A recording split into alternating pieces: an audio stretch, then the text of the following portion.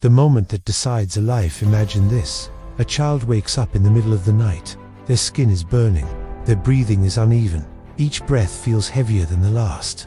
They don't know what illness is. They don't know what danger is. They only know that something is wrong. The room is quiet, too quiet. A mother sits up, pressing her hand against a small chest, feeling heat where there should be warmth. She listens to breathing that no longer sounds like sleep. And in that moment, before any diagnosis, before any hospital, before any medicine, a decision is already being made, not by her, by the system around her. In one part of the world, a light is switched on, a phone is picked up, a number is dialed that always answers. A car starts, streets glow. Within minutes, trained hands are already working. A thermometer confirms what instinct already knew. Oxygen eases the strain. Medication begins its quiet work. A professional voice says the most powerful word in medicine, stable. In another part of the world, there is only darkness. No phone number that guarantees response. No nearby facility with supplies. No transport waiting. Only a long road. Only a mother counting breaths. Only time stretching into fear. Same child, same biology, same fragile human body.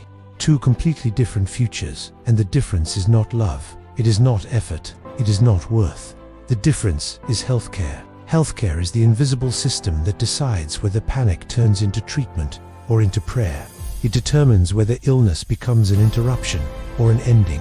Healthcare decides who lives long enough to go to school, who grows strong enough to work, who survives long enough to dream. It shapes life expectancy before life even begins. It shapes national productivity. It shapes social trust. It shapes whether families build futures or bury potential. Healthcare is not simply a service. It is the operating system of civilization. When healthcare is strong, societies expand outward. People plan decades ahead. They invest. They innovate. They build institutions. They take risks because they are not constantly negotiating survival. When healthcare is weak, societies collapse inward. Energy is spent managing crisis. Resources are drained by preventable illness. Communities normalize suffering. Death becomes familiar. Healthcare quietly decides whether a nation grows or merely endures. Long before hospitals existed, humans were already healers. A hand pressed against a wound, a plant chewed into medicine, a bone set by instinct, a fever cooled with water. Healing did not begin with science.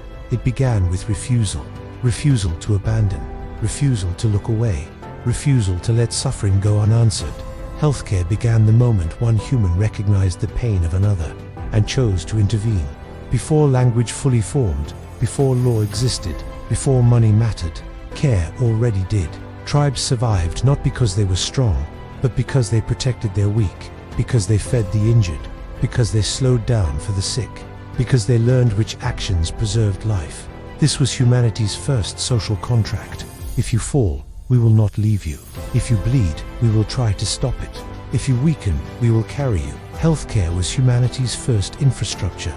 Before roads, before schools, before governments. Without health, nothing else could grow.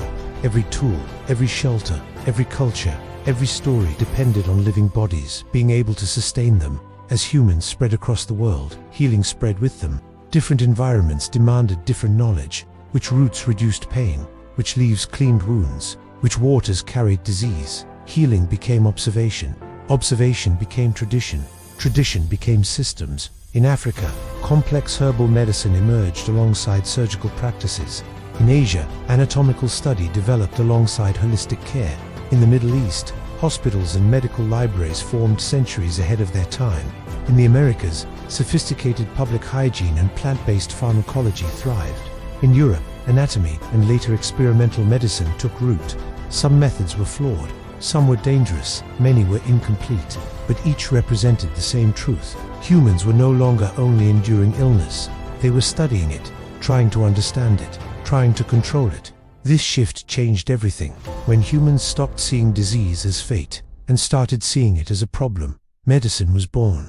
The microscope revealed a hidden universe living within us: bacteria, viruses, cells. Suddenly, disease had mechanisms, patterns, weaknesses. Vaccines emerged, training the body before the battle began. Antibiotics followed, targeting invisible enemies. Anesthesia transformed surgery from brutality into precision. Sanitation reshaped cities, preventing outbreaks before they could form. For the first time in history, humanity gained leverage over death. Diseases that once erased entire populations were weakened. Childbirth, once a leading cause of death, became survivable. Injuries that once guaranteed disability became recoverable. Healthcare changed what it meant to exist. Childhood was no longer a statistical gamble. Old age became possible.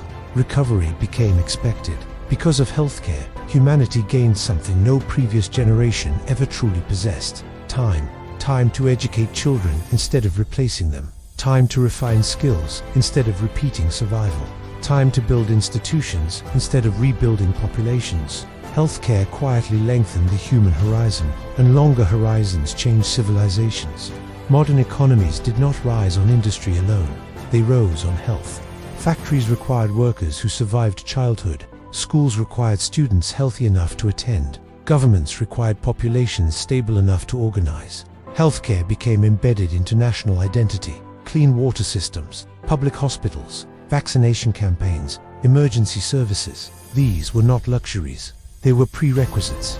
Healthcare became the foundation upon which productivity stood, the base upon which innovation rested, the condition upon which peace depended. And when healthcare expanded, everything else followed. Literacy increased, urban centers grew, scientific research accelerated, life expectancy doubled. The story of the modern world is not only a story of machines, it is a story of medicine.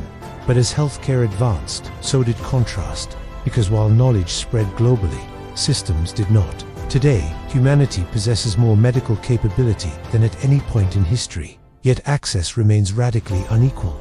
Some children are born into systems that surround them with prevention. Vaccinations before memory, checkups before symptoms, nutrition before deficiency. Others are born into systems that only react, if they can, where clinics are distant, where medicine is scarce, where illness is met with endurance rather than treatment. This is healthcare's great contradiction. Never has humanity been more capable of healing. Never has the gap been wider. Some walk into hospitals that resemble research laboratories. Others walk for hours to rooms without electricity. Some receive early screenings, others receive late-stage diagnosis. Some debate lifestyle optimization, others debate survival. Healthcare has become one of the clearest mirrors of inequality on Earth. And this inequality is not abstract. It is measured in funerals, in unfinished educations, in mothers buried too young, in children who never become adults. Healthcare determines not only how long we live, but what kind of lives we are allowed to build. And this brings us back to that child in the night, burning with fever, struggling for breath. Their fate should not depend on geography. It should not depend on income. It should not depend on whether the nearest clinic is 2 minutes away or 2 days, because healthcare is not charity. It is not privilege. It is not optional. Healthcare is the infrastructure of human potential. It decides who gets a future before they are old enough to ask for one. And how we design it is how we decide what kind of world we are building.